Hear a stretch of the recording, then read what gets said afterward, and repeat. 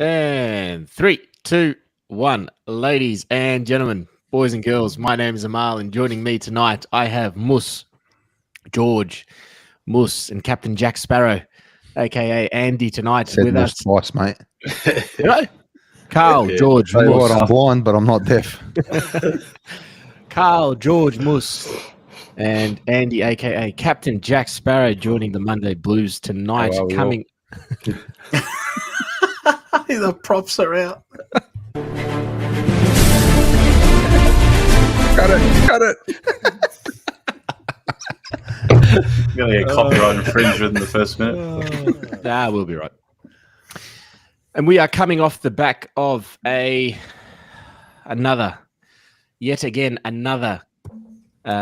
nail-biting finish against the Demons. The Baggers got up. What was the score? It was 76-77 or something like that. The Baggers got up. Carlton 77, 12-5, 77 to the Demons 11-10, 76. And what a nail-biting finish it was. Now, before we go into the game, George, I'll quickly throw it over to you just for a quick sponsor's message before we go around the ground. As always, big shout out to our main sponsor, Blues Crypto. Amal's just going to pop some links into the chat to get around, and bluescrypto.com. Big shout out to for sponsoring us. Get around him. Bluescrypto.com, website, email, Telegram, and Twitter. I think Amal's just about to post it there, and he's doing some exciting stuff in blockchain enabled marketplace and technologies and NFTs and things like that. So shout out from bluescrypto.com. Get around him. Thank you. Now, whilst that's in the chat as well, we've gotten a comment from Ramsey Saab, the Disabled Blues, and Jay Taylor. Welcome to the special guest, Ray Charles. They're talking about the Carlton Football Club or us? Jay Taylor. How you going, buddy? Our little Melbourne supporter, buddy. Oh, jeez. Now, let's quickly go around the grounds. Now, it looks like we've had some injuries. We've had calves and knees and ACLs and MCLs, but we've got some different injuries tonight. Mus, why don't we throw it to you and let us know what's happened over the weekend? Well, it was a long-standing, actually, a footy injury that I ended up finally getting sorted. Footy injury? Really? Yeah, about 10 years ago. Hit a shoulder and a little worse for wear, and got worse and wear and tear and old age, and finally had to get it sorted. So I went under. It was quite extensive, actually. So bicep tendon, labral, and the AC joint as well. So take a bit of time, but we'll be right. I had I was just saying before in the chat that I don't remember much of the game, actually, because we had the surgery on Thursday and come out, at sort of 3-4 in the Arvo, and tuned into the game from the hospital. So that was interesting. And Andy, what about you? Yeah, I had eye surgery on the same day Mus had his shoulder done. So I've got a couple of tubes in my eyeball, which is not too comfortable. It's not very pretty to look at the moment, but we'll get there. God willing, things will be up and about. We'll be all good. Funny story, actually. After my surgery, I got home and decided that I probably could go to the game. So caught an Uber to Glenroy Station and didn't tap on. The PSOs saw me not tap on, and they came up to me and asked, try to harass me or something. Can't remember this properly, but I explained to them that I just had surgery and I'm just going to the footy, and they're like, mate, you got to go home. I was shattered. I didn't want to miss out. And then I was hopped up on all the meds they gave me, and I've in my Google history, I've actually put, does the train come? And I wrote my street. I legit asked Google if the train comes to my street. It doesn't go to my street. The drugs were strong. The drugs were great. But the dedication, I think if there's ever an example of dedication to your footy team, that's it right there. 100%. That is This, pure this dedication. man was wearing the biggest eye patch you've seen and hopped up on that much medication after someone literally dug into his eye socket and he said, you know what? I reckon a cold night at the MCG is just what I need. Just perfect. It's just what I need. And the stress and anxiety of what that game was to come. And the guy was under like I would have hours fainted. earlier. I would have fainted if I was at that game. I was barely like I was telling Georgie last night, I had the weirdest panic attack. I don't know if you guys have ever had a panic attack when you've been on heavy painkillers, but when Gorn kicked the goal, my body was like in shock. But I didn't know if it was from the meds or the game. I didn't know what was going on. But I accepted death in that moment. This is it. This is how I'm going. Cardiac Carlton, huh? Can't guard me 11 in the chat. The Monday Blues got the same physio as Carlton at the minute. Yeah, it looks like it, doesn't it? Like an Andrew Russell. Quick shout out to Cam Byer, always gets around us. Carl flexing on the boys with a haircut. Fire emoji. That's a great one. Yeah, the hairs. How do I block him? On your Cam, that's great. I was attached with the $5. I went to the training session at Icon Park yesterday. Got some autographs from 2 players. Looking forward to the round 11 match against the Gold Coast. We're playing the Gold Coast at the MCG or at Marvel. At Marvel. Well, on yours, thank you. And yeah, get around the chat. Who went to the Mother's Day members exclusive open training session? That would have been good fun. Thank you, Oz. Mm-hmm. And Carl, how was your weekend? You know what? It's been a long weekend. Like it feels like it's been 2 weeks since we've played. Closer to the mic, Carl. Huh? Get closer to the mic. Sorry, mate. Sorry. There you go. Yeah, it just feels like it's. Yeah, I'm just out of it, man. I'm tired. Yeah, You're out of it. This bloke's out of it. Hey, we went to the game. Don't worry about your surgery. We almost needed bloody paramedics there. Heart attacks our everywhere. meds. Yeah, it feels like it's been a long weekend. It has, yeah. It's been good. Had my daughter's birthday yesterday. Shout out to my daughter. Happy birthday. Happy birthday, Carl. But you know, it's been good, man. Good to get the win. Very good. Well, let's kick it off. Firstly, this was a relatively big game in the grand scheme of things, right? Carlton against Melbourne. We had 2 really tight ones last year. We lost to them in the first game, but the 2 following that were really, really tight in round 22, I think it was, and then also in the semi-final. Now, crowd numbers was a bit disappointing. I'm not going to lie. The Carlton faithful always turn out, right? I think of the, what was it, 70,000 or 60,000 people that were at the game? I can't remember the official number. 58. Wow. Of the 58,000 people that were there, I think the vast majority of them were Carlton supporters. And there's no snow at Mount Buller around this time. So I'm a little disappointed with the Melbourne Demons fans turnout. Do better. Jay Taylor, I'm talking to you. But other than that, we kick off with the first quarter, and it was a different Carlton. I don't know about you guys, but that first quarter was brilliance, just pure brilliance. I mean, we dominated out of the middle. The entries into our forward 50 were 2 targets on the lead. And because of that, we were kicking goals. I don't know. Did you guys see something different or not? I think going through the middle, like we spoke about last week, it's exactly what happened. That wing wasn't being used. It was all through the middle. But you know what? Having said that, we're 5 goals up at quarter time. We almost knew what was going to happen because it's Carlton. That's what we do. You know, we can't have 4 quarters like that. It's impossible. I think it's important to know who you're playing against too, though. Melbourne was always going to have their turn. Yep. And I felt like they almost started a couple of times where they'd kick, a couple in a row, but then we'd respond. Yeah, that's right. So that was awesome to see us actually respond. I think that first quarter was mental. Yeah.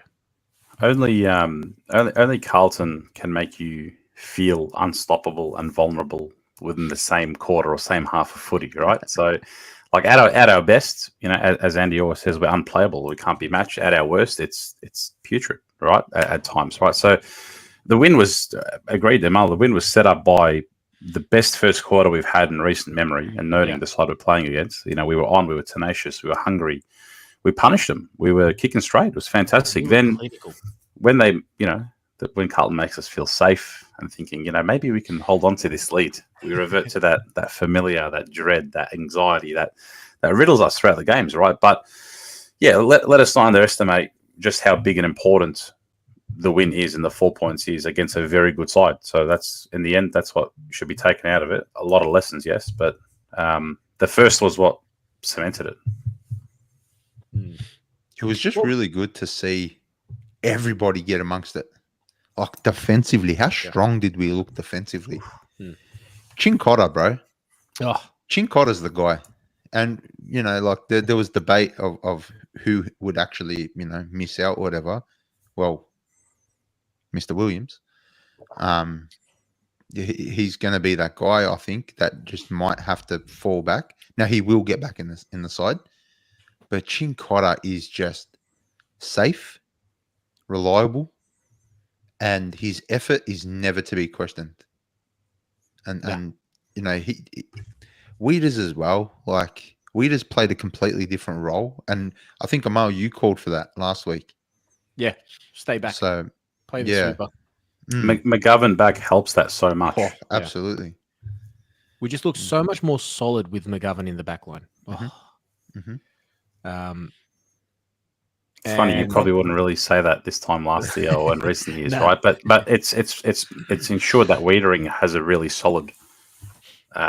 He's not caught up in contests that he shouldn't be at or whatnot. It frees him up a bit more as well. So yeah, good call. I think overall the defense looks really, really solid at the moment. The only one that may come into question this week, if anyone does come back in, is probably Cowan. But really, other than that, I mean, would you really look at taking anyone else out of that defense? No. I don't reckon Cowan comes out until Sard's ready, to be honest. Yeah, exactly. Yeah, and I think Williams really needs to fight for his spot. There should be no reason why Chincotta gets dropped from this list. He needs to go to the VFL. Said it last Bad. week. Said it again. Absolutely right, Carl. Because it's not fair for Chincotta to come out. And let's be real, that's what's probably going to happen. Well, integrity, yeah. Selection integrity. That's Voss is big on it. And as Georgie pointed out last year, the integrity wasn't quite there. Early to mid last year. Then all of a sudden the likes of Fogarty got a run. And selection integrity became a fucking thing. Because look what these guys bring to the team. Look at what a Fogarty brings. Look at what a Chincotta brings. Look at what a Jordan Boyd brings, and even Boyd was used in a really cool way further up the ground. That's what we wanted. Really cool way. What a weird way to put it. Sorry, boys. It's the glasses. Tell you what, mate, it's the medication on the That's why glasses. I'm keeping quiet. I tell you what. It's really cool. I could stab my other eye. Ahmed El Tayyib in the chat. Andy looking like he's dealing Carlton memberships. Well, it was to get to 100,000. Yeah, mate. Don't worry, cuz. For all membership inquiries, please private DM Andy. I can get corporate seats on the low. Come through. The best seats all I swear to God, bro. What'd you tell us? Not for the Carlton games, though. That's the problem. Yeah. A quick also shout out. I forgot to say this at the start, but happy Mother's Day to all the mums out there for yesterday, and especially the ones that watch us. Mainly Aiden's mum. Aiden's mum. Happy Mother's Day. Happy Mother's Day. I feel like Aiden's mum is all our podcast mum. She's our podcast mum. Mus is blushing. Good call. Yeah. Well, it's either that or. How did you go watching the game, Mus? I was struggling, bro. I want your experience. I want to see if we shared any similarities. Were you trying to flex when you're watching? It was weird. Because we've gone to pretty much every game, yeah, and to sit behind a TV and sort of just watch it, knowing that they're a stone throw away. It was difficult. So I get what you called your Uber and went to the station and saw if a train was going to pick you up from home.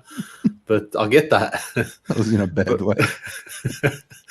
But it was hard because I couldn't really absorb what was happening, to be honest, with all the meds and just couldn't get comfortable. Obviously now I can sort of sit up a bit more, but I was sort of leaning to the side and it was tough. It was tough and yeah, it was hard. Couldn't really take in much of the game. Probably got to get onto a replay a couple of times and sort of absorb it on a little bit more, but definitely did see that we jumped them and then pretty much credit, they were going to come. They're always going to come. But the defense held up. But hey, had there been another couple of minutes, probably the outcome would have been a little bit different. But 30 seconds, I reckon. Literally. Yeah. Literally. Well, whilst we're on it, I think the one person that almost swung the game off his own boot was the chef, the master chef. Corey Durden. We'll get to him.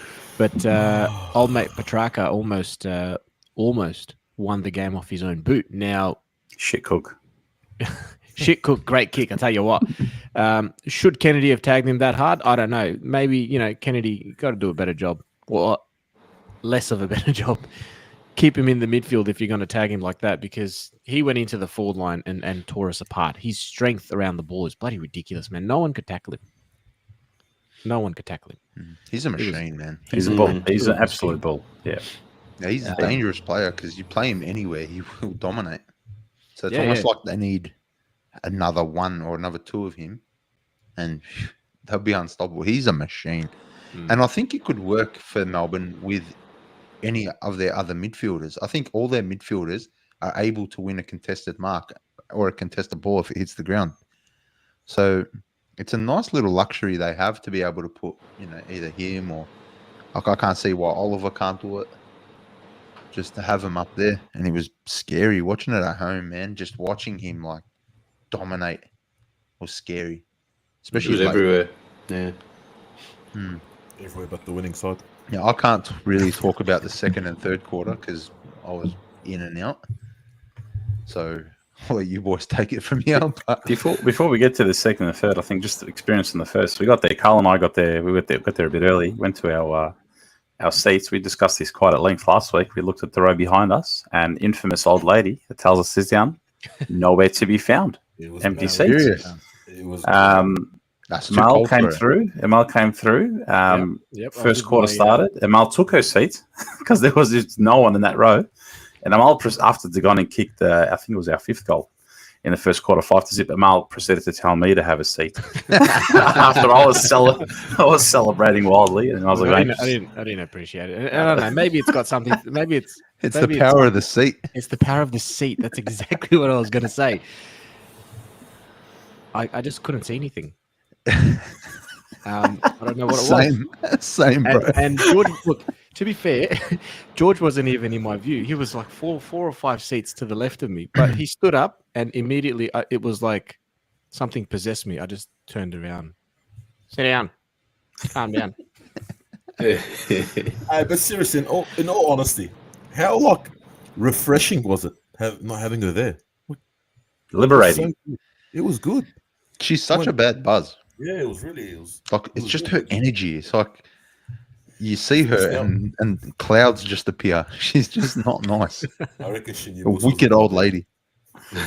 but how coincidental, knowing that the last couple of years she's there with us all the time. We see her every MCG home game, and the one home game that the week was coincidentally after we raised it. Imagine that, her grandkids sending her TikTok, so just forwarding the TikTok of us bagging her out. Is this you, Nan? John Holden in the chat. Old lady was at Andy's place making sure he was doing okay after the surgery. She very well could have been. I wouldn't have a clue, bro. I would have been like, hey, babe, I love you, baby. Come here. No, I love the chat. There's 88 in the chat. Hit the like button if you haven't done. There's only 23 likes, so get that number up. Appreciate you all for tuning in. Second and third was really just a shootout. I mean, it was almost goal for goal, wasn't it? Couple goals here, a couple goals there. We always held that 5-goal buffer, though. Like, that was key. We maintained that for 3 quarters. And that was we never let them in, because as soon as you let them in, have that sniff, like you know it was going to come, as Andy said, you know they're going to come. But maintaining that, it was between 4 and 6 goals for 3 quarters, and it wasn't until the last 10 minutes, 15 minutes where they,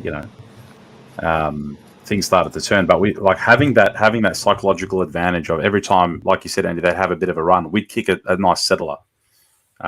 Always popped up at a very important times as well. I really liked his game. He was, 2 weeks in a row, he's kicked 3, taking his chances front and center. This is what what you want. It was exciting to watch. Hey, I'll tell you what, fuck it. I jumped on that bandwagon of, they were going to come, Andy. I'll tell you what, I followed you there. And I said, all right, they're going to come, go down by a point, good game. But, fuck, why can't we put away a side? What is it? We always say that. Well, I just think we're not giving enough credit to Melbourne. Yeah, but to get that far ahead, we should be able to sustain it and should be able to actually pull on a few more. Like, there's no reason why we had to let them come. It looks like we went into our shells. That's what I reckon. Yeah, we did. Yeah. I felt we just kind of parked it. After the Hewitt goal. After the Hewitt goal, we're like, 5 or 6 goals up. 28 points up. Yeah, 5 goals. 17 to go. And we're like, let's just get through the game.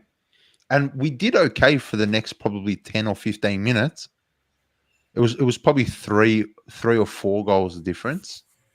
And then they just turned it on. They did to us what we did to them in the first. Yeah. And they just went bang. And that's good teams. That's why it's so important to start a game well. Because they missed a lot of easy ones too. In that last. Hey, and I'm veering right here, but there should be a royal commission into the umpiring in the last quarter. I'm an avid sports bettor. Avid. Openly, right? I know match fixing when I see it. That was pure match fixing and bias towards the Melbourne Football Club in the last quarter. Go back and watch it. Look at the non-free kicks we got. Look at the free kicks they got. And then look at the speed at which the umpire blew the whistle for their free kicks, especially for holding the ball. Usually the umpires wait a bit nut. We get caught, bang, whistle, holding the ball. And it was extra frustrating. I don't know who else was watching at home in the chat. Let me know if you're watching it at home. But Brian Taylor, whole game bar, the most biased dog on television. He absolutely despises our team.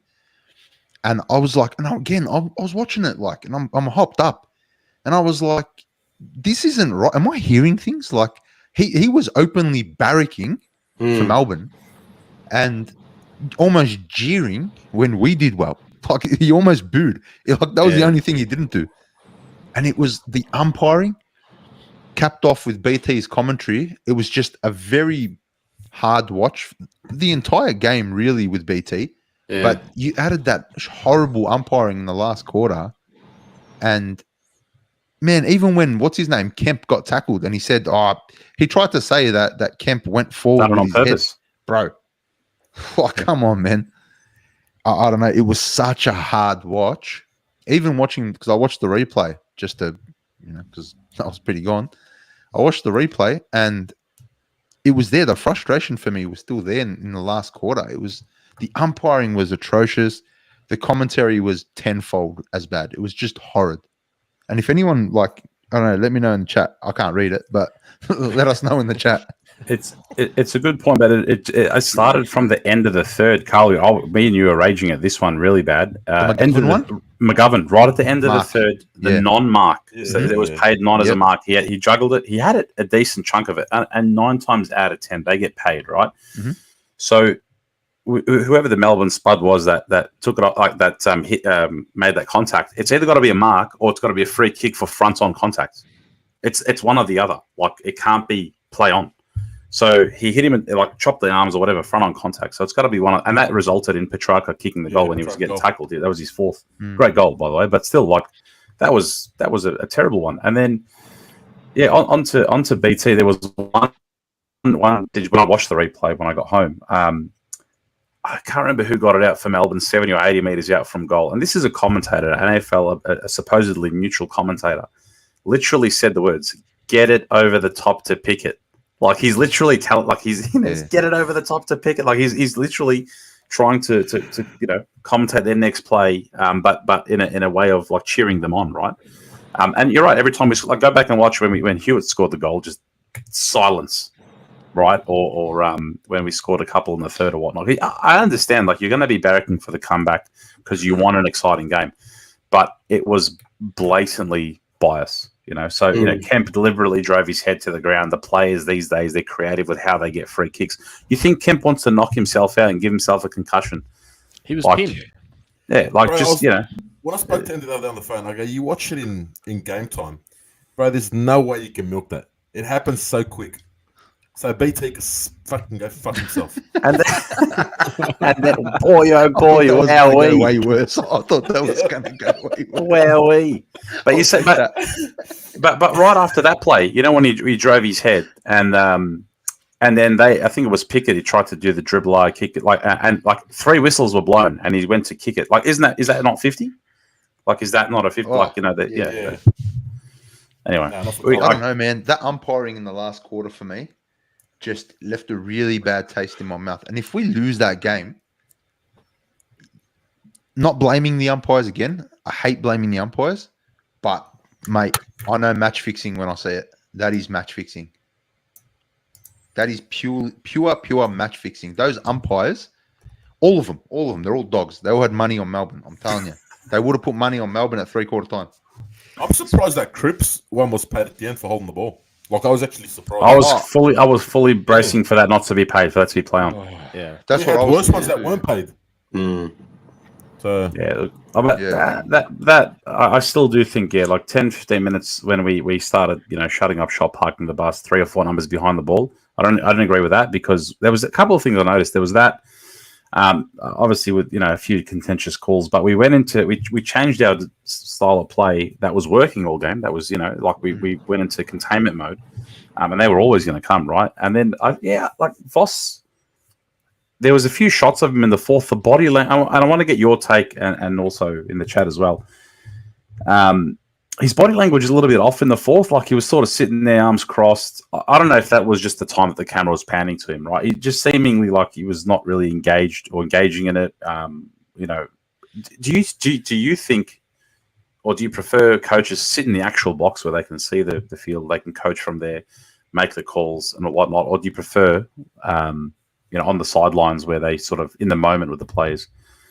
Keen for your take on that. I felt it was a bit off. I don't know. I think it depends, Georgie, on the game and sort of where it's at in the game as well. But I don't recall if he was actually in a box, but he sort of alluding to the fact that he was. But Vossi's very much on the sidelines. He's always from recollection, yeah. So very strange if he wasn't. Yeah, there you go. I think he likes looking the players in the eyes. I think he likes relaying the message because I don't think you can use runners as much anymore. So there was a problem. There was a problem in the Essendon. The St Kilda game, sorry, where I think in the last couple of minutes you cannot use a runner. Apparently, I think. I think you can have runners after goals only, so you can't have runners on the field during play. So it has to be after a goal, and I think there were only like 2 goals kicked or something. So you can't actually get a message, which I don't know. Like, I mean, that's why you have leaders on the ground. That's why, I think I'm pretty sure there's other ways to get around it. But yeah, I don't know. I personally, I don't mind. But yeah, I get what you're saying though. To get a higher view of the game. Shout out Lebowski89 in the chat. Voss looked like Voss looked like he had 1,000 yard stare going on in the fourth, like he'd seen some shit. It was there was when it panned to him, he was just deadpan staring straight, like it was just no emotion. But it was a bit odd. We having one of those moments where we're having, when they coming back and we just after the gone goal. It's probably like, fuck, not this again, please. After the gone goal, yeah. I was like, not like this. No, not like this. Because you could just I started getting messages from Collingwood fans when Gone kicked that goal. Right, they're obsessed. Right, they have to. They're so weird. Collingwood fans are so weird. We say this all the time. They're the weirdest supporter base. They're genuinely obsessed. Bro, we're getting messages on the potty page on Instagram from Collingwood supporters during the game. Like, do they just think about us all the time? Yes. while they shower, while they make love to their sisters and brothers, the inbred dogs. Merge with Tassie?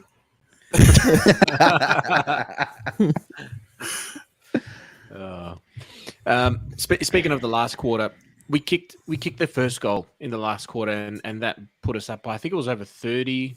Carl? 28.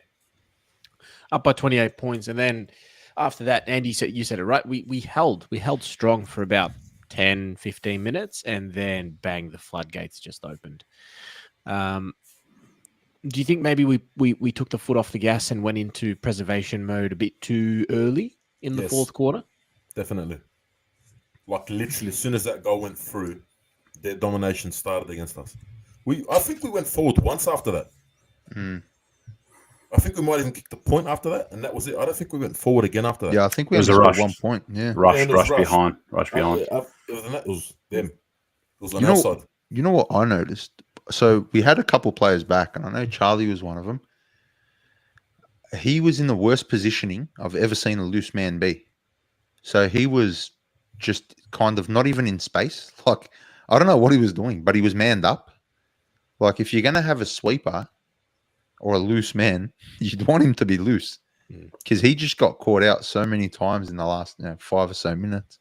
He was a bit high up too, wasn't he? He wasn't as he deep was- as where he needs to be. he Yeah, I was noticed very that. high up. Yeah, He took one crucial mark. When there was like a yeah. minute left. He also gave up about 3 though, where he should have been in that spot. I think he took 2. He took a chest mark and then a one in the pack. But yeah, I think bringing someone with you. So like it could be a Durden or a Jack Martin to take that extra man, and then you be the proper loose. Exactly right. Exactly right. You be a true loose there. So that way you're not accountable for one of their forwards. So, but there was a few plays from this particular play. Ollie Hollands, right? Love Ollie. You're going to get 15 Ks out of him every single game. The one really, two frustrating things about him. The tackling will come eventually. Like he'll start sticking tackles and things like that. But the one thing it happened 3 times, I think, against Melbourne, was not getting boot to ball quick enough, and he got pinned 3 times, right? And it was at pivotal moments of the game. Like he just, I know he's young. He's only had 1 full season in the AFL or whatnot, but the sort of the sharpness of getting the boot to ball. I know he's composed and he likes to sort of take his time before kicking it, but 3 times he got pinned at 3 pivotal moments, and that hurt you, right? So that was just one thing I noticed, that if he fixes that up a little bit,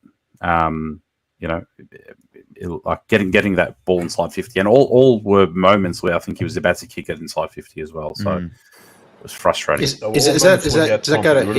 Is that his fault, or guys around him not calling him out? Bit of both. Yep. I think you need to be aware spatially. Yeah, it's more his fault, I'd say. Because he had time. In all those instances, he had time. But Just took too long. he took that extra step or 2, and AFL was unforgiving, yeah? So maybe that week off really threw him off, but I mean... It's always an area in his game that he's always like, though. You reckon? Yeah, absolutely. Well, he's going to bring intensity. He's going to give you 15 Ks by the end of the game. His first quarter was great, his efforts and things like that. But just getting caught. But I think it was 3. I definitely know it was 2, but it was 3 times from memory he got caught. So just a bit of extra. And I know, like, Walsh does it a couple of times as well. He likes to wind up, look down. George Hewitt, another one. And shame about Chera. He was on fire in the first half. It reminded me of the Collingwood game last year, July 28, the second game against them, when he had that really stellar first couple of quarters, and then he went down with a hamstring. It was almost identical, his numbers for both games. And it was a blistering first half from him, and then obviously went off in the third. So it was. I want to go back to Ollie. I want to go back. Sorry, Carl. Yeah. I was going to say, quick, I love how George remembers the date. It was a good day. Andy and I went out after. Yes, we did go out afterwards. Those sunnies came in handy. What's it called? Back to Ollie Hollands. He's a jet, right? Like, he's such an asset to our side, because what I was talking about last week that we lacked was work rate from our mids and our, from everyone really. He just brings that work rate every week, right? And if if that's the standard that we're setting, then we're in good hands for another 10, 12 years with Ollie. So he is still young. I just hope he, maybe get some help around him. Maybe, like Moore said, maybe a voice around him.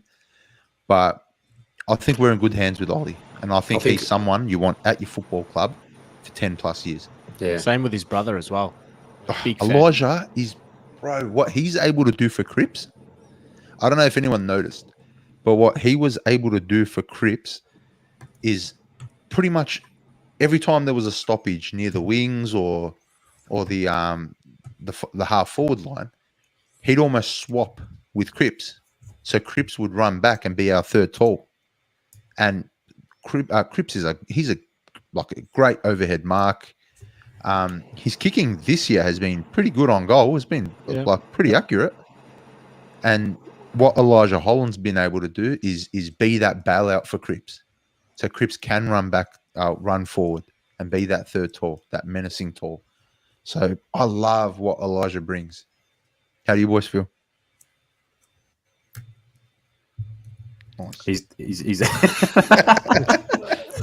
he can be anything. He can be everything. Like, He can be anything he wants. Yeah. Like he's can be a ripper third forward. He can kill it in the midfield. He can play. This bloke is a true. Look, I don't want to say I'm not putting Jack Silvani down by saying this, but like a really reliable utility. Because I'm not comfortable when they throw Jack Silvani in some different positions that I'm not going to name right now, like the ruck. Don't play him in the fucking ruck. Anyway, I know Moose, you're a fan of it. I'm not personally, but that's another story for when he's back next year. But Elijah can be anything. The kid is so talented, right? And that's why he was rated so highly in his draft year and whatnot. But he can, and like the sacrificing of the game to better others as well is huge. Cripps' stats this year, he's averaging 27.7 disposals and going at 0.8 goals per game, which is good. Good. Cripps generally, I don't remember what his stats were last year as far as goals per game was, but 0.8 is pretty good. He's almost going at a goal a game. Cripps is in career best form. I'm just going to put it out there. I think he's having his best season so far. He's using his left foot a lot. Have you noticed? Some of the cute stuff, I'm not a fan of. I know Carl, you hated it. Stop doing that cute shit. Carl lost it on Thursday night when Cripps does those little dinky kicks on the left. They don't go nowhere near he's kicking it. It's just, what are you doing, bro? Just, come on, man. But you're right. Like his numbers are huge. He's quietly building a very, very good season. Maybe a quick one for Antonio. Always tunes into us. Antonio, what did you guys think of Martin? Martin coming back. How good was that mark in the first over He Lever? started off great. Looked like he was going to have a cracking game. Strong. Really strong. But you know what? First game back. He faded. He faded. Yeah. But then again, I think the majority of the team did, especially in that last quarter. What's his name? Martin faded a lot earlier than that. But again, like Carl said, right? First game back. He'll build. Bro, he had a better game than Durden all season already. Motlop. He's just warming the seat for Motlop, mate. He can't stick a tackle. Should we go there or not? Yes. Although he did set up. He was involved in the chain that set up Walsh's first goal, but then after that he did set up Hewitt. He did set up Hewitt. I'll give him that one. And then he just Fuck, we're clutching at straws with this. It's not his. He's got to do more than that. Like always, credit to always, right? Well, always is setting the standard. Yeah. Durden isn't AFL standards. No way. Not even close. If it was up to you guys, what would you do with him? I wouldn't have signed him for 2 years. I would have made him sweat on his contract. Wait. I would have made him wait. Let's see what you got. I don't think there's more than maybe one other club, and I'm just making this up. Like, I don't think there's any club in the league that would be chasing Corey Durden. There's no one knocking on his agent's door at the moment, right? Wait till the That's end what of I the mean. Like, I don't think there's anyone that could that would be wanting Corey Durden in their side.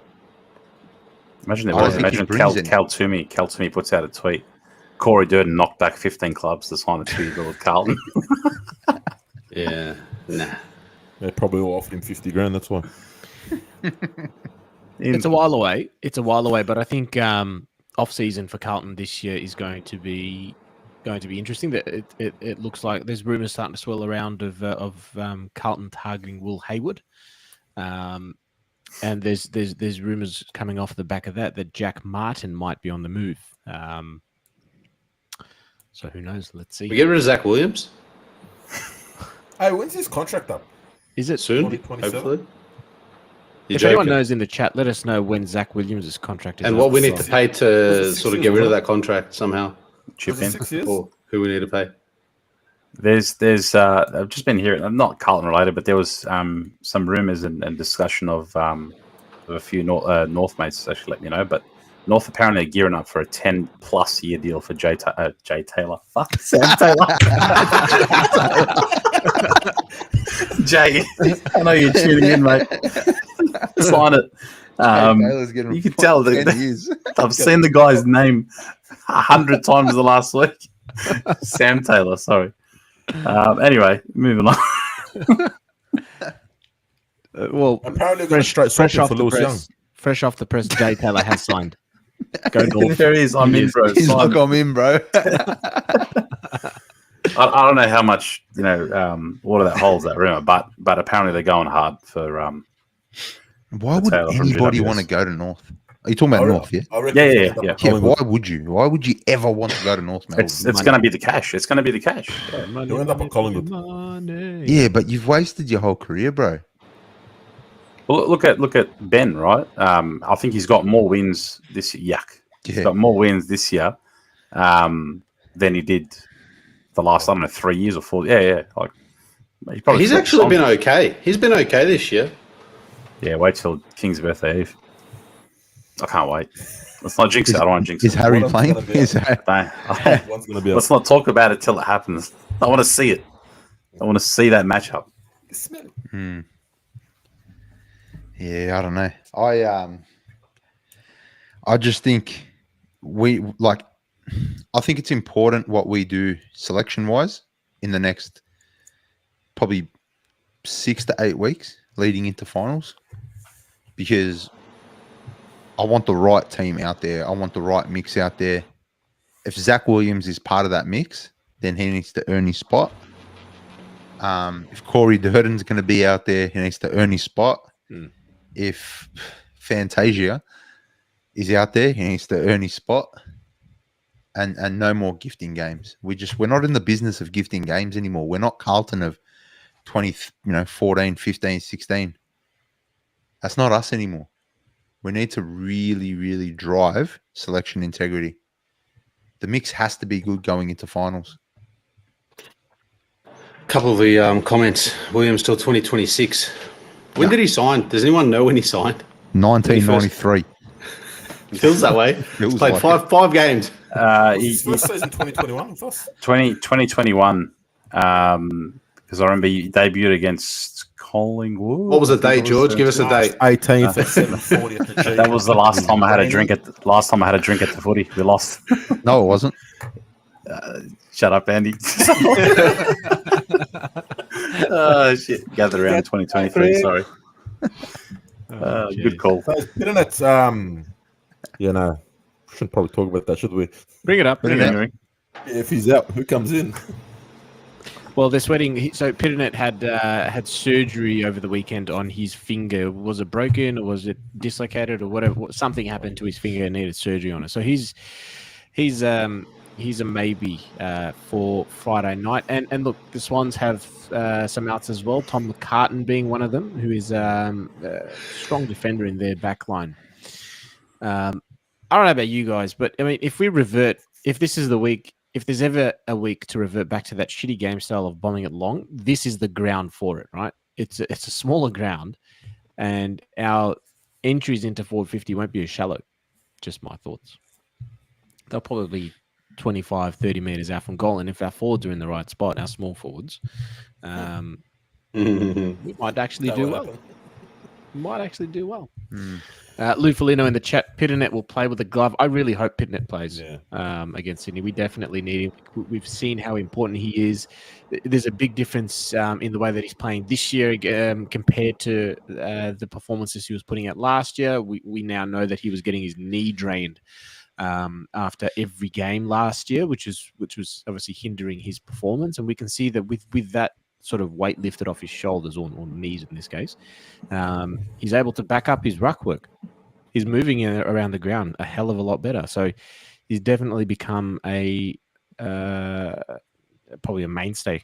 He's laying tackles. He's getting on the ground. He's doing it all. So I love this game. He was getting under Gorn's skin. It was fantastic. It was great. But Gorn was about to kiss him 5 minutes into the first quarter. Yeah.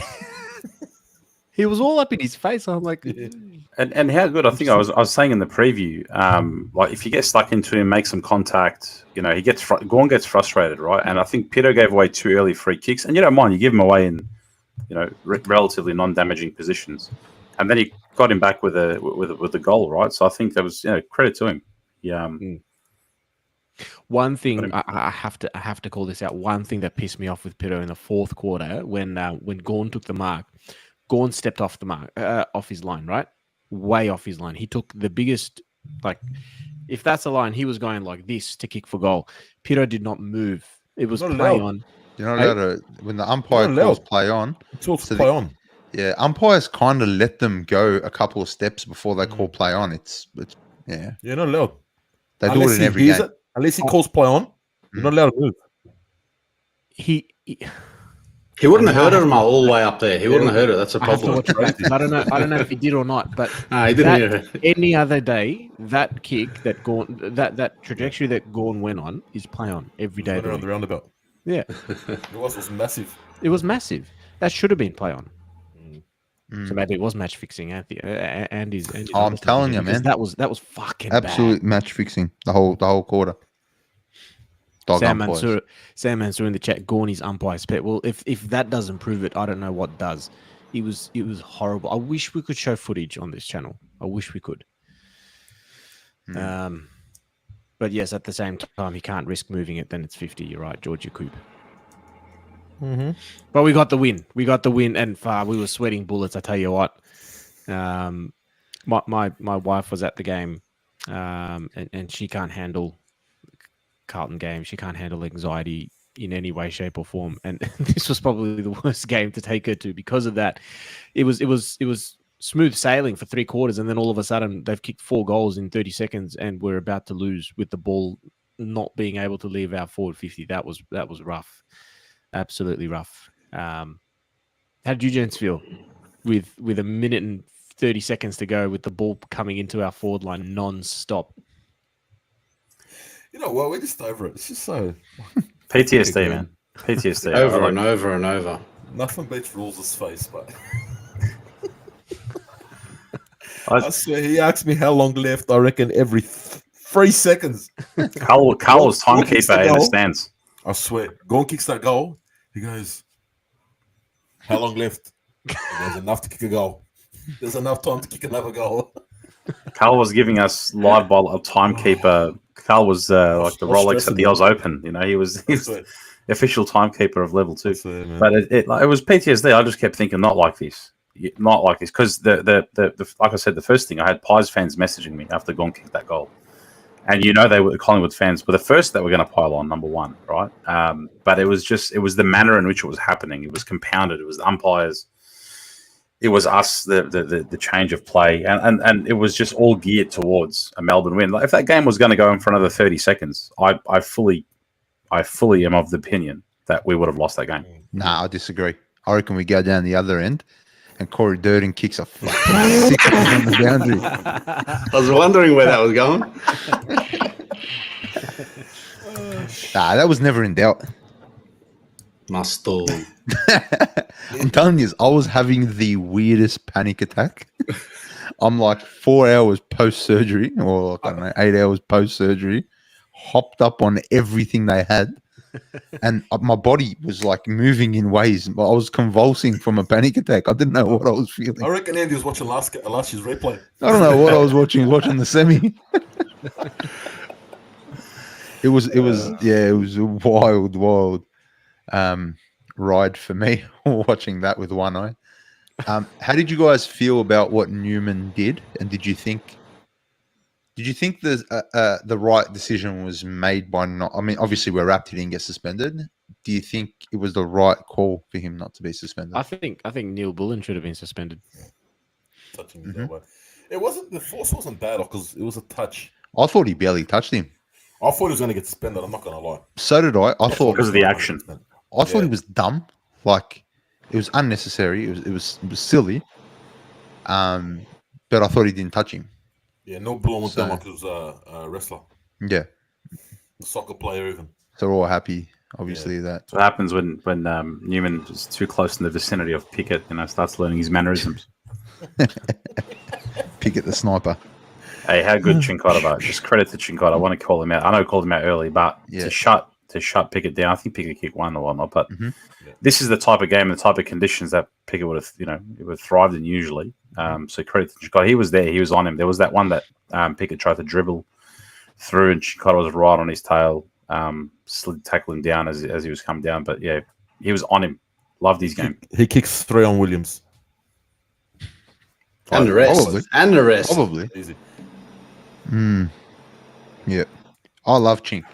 I think he's He's a I think he's mainstay. exactly what it's the players like that, and I say it every week. It's not your best 10, it's your bottom 10 that get you over the line, they get you the wins, they get you into a genuine flag contention. Because every team's got 10 good players. But it's your bottom 10 that get you over the line, and Chincotta is just an important player. And I couldn't fathom why he wasn't in the team. I couldn't understand. So look, he's got his chance. He's taking his chances. Let's stick with him, Morris in the chat. What about Gigi Blake Acres Buffon, the Carlton goalkeeper? Oh, what a start! Almost saved it with his face. And it's not just against Melbourne, but he did it Every against week. Collingwood, and he's literally done it every week. The guy is post to post every game, every game. We have needed a runner like that so bad. Yeah. Smothers on the wing. I feel bad for what we said about him last year when we started the podcast. Moose hated him. Hey, where's I his on hated the him. Fulls though? That I hated game's him. changed so much. I don't think he's done one yet this year. Nah. He haven't said guaranteed you one. He guaranteed you one on the It's fuller coming this game, week. every game. It's coming this week. But that got, like, speaking of that goalkeeper, when there was his face almost got to it, where they'd done the Wayne, I think it was Viney, done like the Wayne Harms, punch it back in on the That was brilliant. on the behind line, That was brilliant. and Windsor, I think it was, that put it over the line, just past Akers' face. That, like, I think that was the one before, then Petrarca, then it was gone. But that's when we turned to each other and that's when the stress kicked in, when that goal review happened. When Petrarca had that shot, the next shot after that, I messaged George, our mate, and I was like, surely not. This isn't happening. Surely not. Actually, I don't know if I messaged him. Maybe I imagined it. I don't know. But I was like, surely not. We're not losing like this. We can't lose. We're 6 goals up, bro. What do you mean? But, hey, man, Carlton, yeah, it's what we do. Nothing Can't do it easy. anymore, man. We'll be there next week, Carl. Every start of the fourth quarter, every game, we feel like we're going to vomit. Well, we're not going to be there this week because the game is being played in Sydney. Now, First game I'm missing this year, man. I'm shattered. one thing, I'll bring it up to you, gents, and we'll ask the chat as well. We obviously won't be able to go to the game this week. How do you boys feel about a live watch along? And this is a question for the chat as well, because During the game, during the game, during Out. the games. out. I will get us banned in 3 minutes, bro. Live is very bad. How would No. you guys feel if we did a live watch along for the Sydney game? Now, this isn't going to become like a mainstay, obviously, because we all go to the games as much as we possibly can. But for the away ones, how does everyone in the chat feel about a live watch along? Let's see. Let's just see what they say. This could get bad. This could get bad. I'll have to find some sort of filtering software if the language does get bad. But let us know what you It'll think. be one long beep. One, The whole game. I think between the five of us, Sirens. between the five of us, recording and maybe snippets of bits and pieces afterwards, probably a bit more saving for our channel on YouTube. Live, risky. Something. Very risky. Chat's blowing up at the moment. I tell you what, everyone's keen on the idea. Peter V blew back 2.5 hours of beeps. It'd be like listening to a techno album. Right. It'll be interesting. We'll have a chat. We'll think about it. We'll see what we can do. Keep an eye on our socials. We'll let you know. Jade Taylor. Here we go. Press red for Arabic. Oh, brilliant. That's fantastic. Oh, no. Oh, well. Votes? Let's get into votes. For those in the chat, let us know your 1 vote, 2 votes, and 3 votes. Georgie, we'll start with you. This week's a hard one, man, but I'll seemingly like this every week. But no, I'll give my one to Weeders.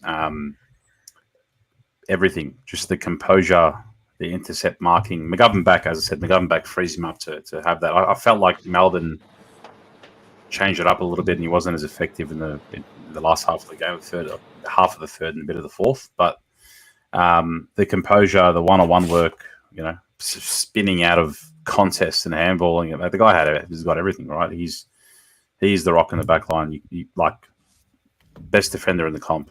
No one can tell me otherwise. Robbed of many Australian jackets. He is a freak. 2 for Cripps, like solidified by that tackle at the end on Petrarca, brought him down, and I think with Newman. But he kicked. He had 1. Yeah. He had 1 or 2. No, he had 1, right? On the left. That's right. At the back of the pack, he had that one on the opposite side of the ground to us. That's right. Absolute machine in the contest. On a wet day, skipper's game on him. Good on him. 3 for Walsh, man. I think was it 35 or 38 pressure acts? I read. I think it was 35 from memory. Insane, absolutely insane. That's off the chart stuff, right? He in the wet, he had that good goal in the first. He could have had, I think, another one when he was streaming into goal. Missed one, but his work around the contest. He's just come back at 110%. Like he doesn't. There's no easing into it. Every week has been insane. And you just think like, he did have that full preseason, or most of the preseason, and it was obviously a little bit interrupted towards the end. But you just think of this guy having these kind of numbers and that like he would just obliterate, numbers in the competition and records in the competition. He's a freak. So lucky we have him. S. Walsh, 3 votes. Peter V. Bluebagger in the chat. 1 to Chincotta, 2 to Wiedering, 3 to Walsh. Lou, 1 to Cripps, 2 to Walsh, 3 to Wiedering. Cameron Bayer, 1 vote to Always, 2 votes to Weeders, 3 votes to Cripps. Always, I think, should definitely be in the count there. And Nazi, who? 1 to Wiedering. Nazi. What? Did not mean. Jesus Christ. Thought I was fucking still. I'm going to get banned before the live watch along. Nazi. 1 to Wiedering, 2 to Walsh, 3 to Cripps and Morris. Morris. Andy's votes 1 to Oxy, 2 to Tranner, and 3 to Morp. Absolutely, Morris. Oh shit. I love when the show just goes off rails. And quick. It's brilliant. Me? You're more, yeah. Nice. This guy's having an identity crisis. It's been an interesting few days, to say the least, Jets. Get some words together. I'm going to go left field here. He says this every week. Full dirt or not one. I'm going to give 1 to Pitternet. I think his game was good. I think he did a job, and he was everywhere, all over the ground. I think he even kicked the goal. He 1 to Pitted it. I'm going to give 2 to Matty Owies. I've been his biggest critic. I've hated everything he's done bar the last 2 weeks. So 2 to Matty Owies. He kicked 3 goals at really crucial times, coming in at 100% disposal efficiency, which freaks me out. 11 touches, but 100%. So, yeah, good on you, Matty Owies. 2 votes. Probably the last of that you'll ever see from me. But anyway. And I'm gonna go Walshy. I was gonna go Cripper, but I'm just gonna go Walshy just because he's had a few injuries. I've had a few injuries. We'll go with that. Good on you, Walshy. What an excuse! What a reason! Sam Mansour in the chat. 1 to Pito, 2 to Robin. Robin Cripps, and 3 to Batman Walsh. Oh, Tracy. Robin the crap out of me. Tracy Reed, 1 to Walsh, 2 to Weeders, 3 to Cripps. Ramsey, 1 to Walsh, 2 to Cripper, 3 to Wiedering, and 5 for Petrarca for every goal that couldn't save his team. Paul Harvey, 1 to Weeders, 2 to Cripper, 3 to Walsh. Ozatesh, 1 to Wiedering, 2 to Cripps, 3 to Walsh, and YK, 1 to Wiedering, 2 to Cripps, and 3 to Walsh. Carl. George, you having a good time?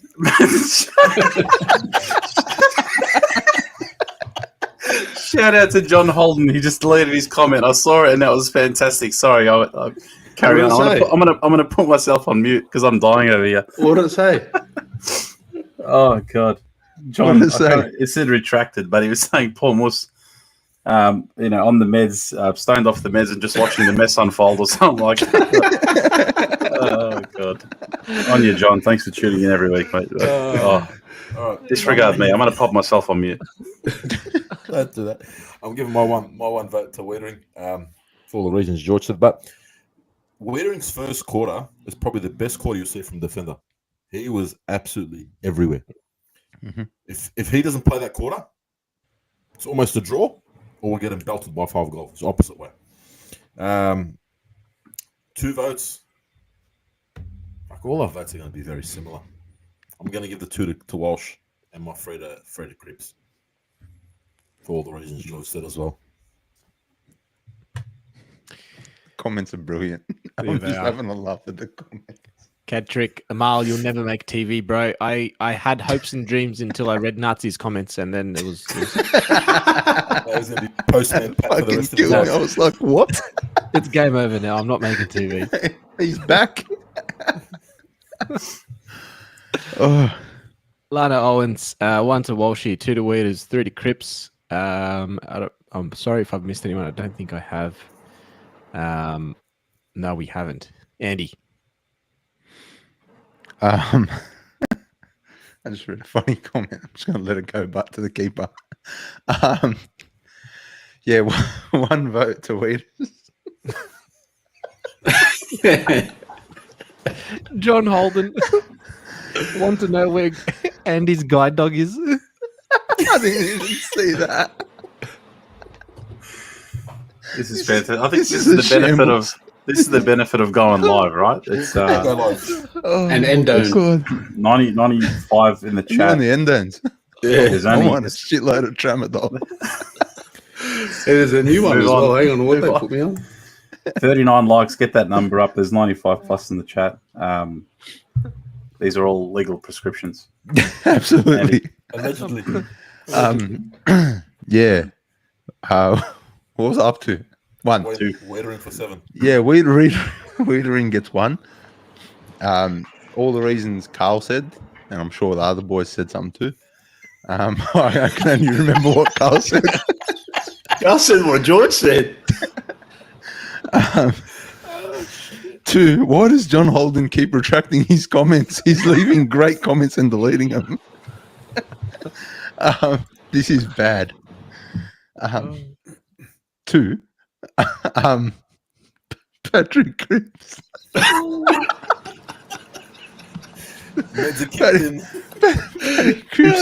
Patty Cripps gets my 2.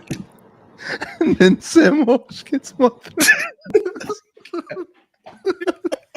Sam Walsh through. But if anyone is tuned in late, please do excuse me. And his eye operation, his eye literally looks like it's been penetrated by the devil. So it's that red.